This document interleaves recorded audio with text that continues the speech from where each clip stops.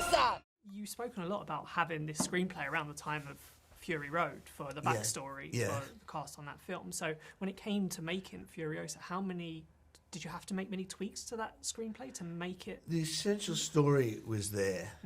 But then as we revisited it and we started to design it, new things came out of it, things that weren't already designed for Fury Road.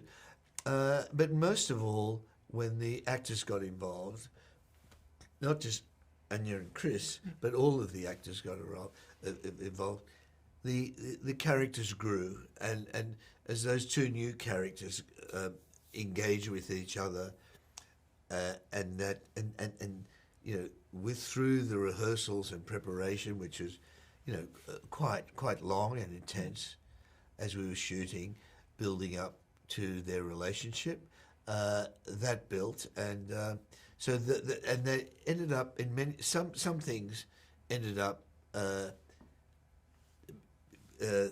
in ways that I didn't predict from the screenplay. Yeah. It basically was handed over to the actors, and they made something of it that I didn't expect, and I must say I was really, really happy to see what they did. Yeah. It became theirs in a way. They owned the characters. Yeah, I was saying with Anya, did you allow her that freedom to find this Furiosa that we knew where she would end up, but you allowed her the freedom to sort of create that journey? Yes, and because when you cast someone, it's purely intuitive. It's like a hunch. You make it your job to find out, you know, what their approach to acting is and what formed them as human beings and actors and whatever, and you hope that all comes together in the work and the character emerges. But you don't know until you're there on the set watching it on the monitor and you start to see, that's happening. And then finally, when you get in the cutting room, you spend about a year in the cutting room with them and you see them, and then it gets to the point where you don't remember the shoot so much, but you really believe that they are the characters out there in the wasteland. So it's a weird moment when you see them again, like doing these press tours, and they're completely different. And you say, wait a moment, they're not the character. That's not Furiosa. That's not Dementus. It's really weird. Yeah. I mean, I'd hang out with Furiosa and less so Dementus. I'm not sure I'd go to the pub with Dementus. Yeah.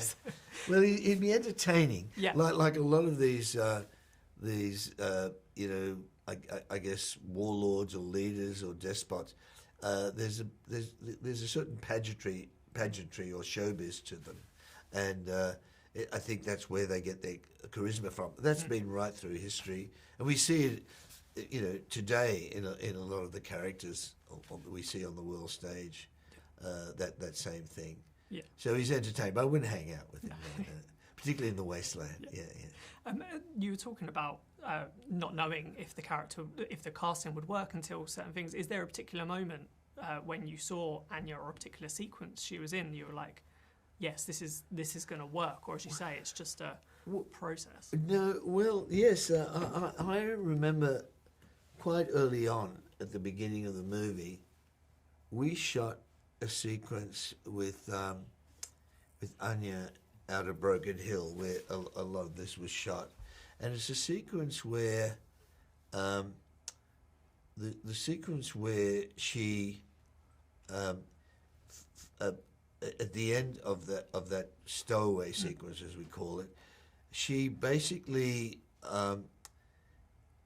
has to have a crash course in becoming a warrior. She's stowing away, but she's got no choice but to join in the battle, and finally is the last man or woman standing along with Praetorian Jack, and she gets thrown out of the war rig, and she's there by herself in a rage that she's failed.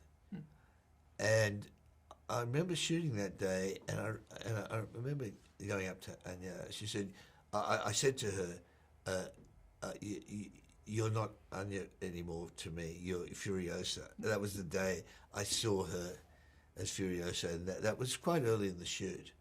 And that feeling was amplified, you know, all the way through to when we finally locked off the movie.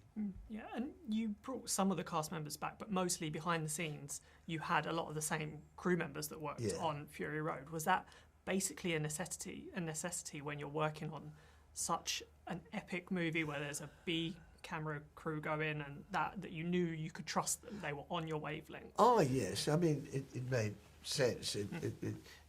I mean, again with our second unit, I mean with Guy Norris, I've been working together for so long now that we know we know what he we know what each other wants. We design the sequences together, and in the execution of the sequences, we've learnt what we need. So that whole stunt team, which is quite huge, needs to be very much on the same page, purely from the point of view of safety, let alone about executing the sequences well.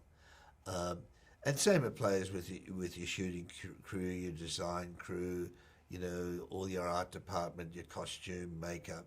And I've been working with some of them for so long now. It's wonderful. It just stands to reason that it would go more smoothly, providing everyone's still got an appetite for it. It works really well. Yeah, and the way we know this film leads directly into Fury Road and that kind of thing. Do you view chronologically, at least, that Fury Road is the end of the Mad Max saga, or because you've got the Wasteland coming, but again, that potentially would tell the story before Fury Road? Yeah, so it's before. Yeah. So do you just feel that is the end of the saga, or you see it going past that? Or well, at this point, I've speculated what happens after Furiosa ascends to the top of the Citadel, but I haven't got those stories mapped out at all yet. But there's a lot to tell yet with the Mad Max story. Yeah.